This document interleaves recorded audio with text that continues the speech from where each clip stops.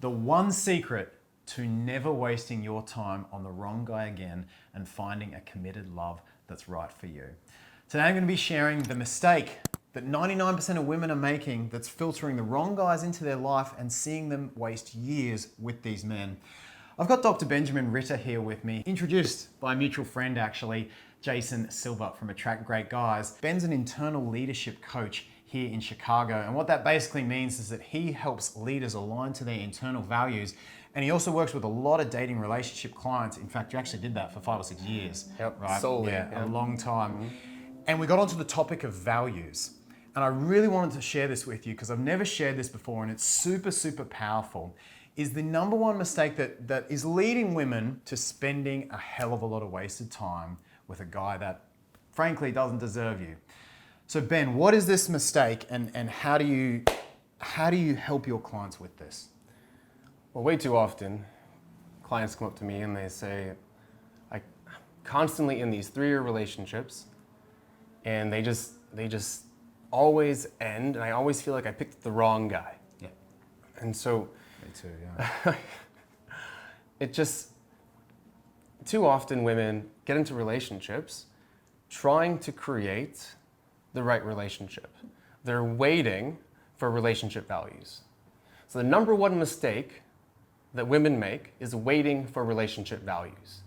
They focus on chemistry first, they focus on personal values first, and then hope that this guy wants the same relationship as them, that is going to have the traits that they need to create a long-term, successful, happy relationship. Yeah, I talk about this concept with my clients all the time. It's like there's these 3 areas, which is chemistry, then there's the compatibility, and then there's the relationship skills. And they're often done in that order. And women come years later and say, how do I have him show up for me? How do I have him support me, trust me? Or how do I build that in our relationship? And if they'd filtered for that from the very first date, they would have never spent 2 years with that person. Yeah, and that's when you start hearing, he'll change. Yeah. He'll change. How can I change him? Yeah, how can I change it? And that's also when you start hearing like, oh, it just wasn't the right time. Yeah. And none of those things are correct. It really is, they started dating someone with the hope that they would just develop and display these relationship values later on. And I'm not talking about, does he want, marriage and kids with me? But maybe. What are some examples? Yeah. Like good examples of relationship values? Well, trust is a big one. And trust is really can be called consistency. Yeah. Because it's hard to say, is this person trustworthy right away, but are they consistently there? Right. Are they backing up their words? Right? Can I believe this person when they say something? 100%. There's support. Is this guy going to get behind me? There's boundaries. Oh yeah. Does this person have great values I can connect with? Mm-hmm. There's interdependency, which shows a grown man who can empathize without necessarily sympathizing. That's really important. Does he respect you? Does he respect you? Does he respect you? Does he respect the people around him as well? Yeah. I mean, so a lot of these values can be seen, not just from how he treats you, but how he treats the world around him.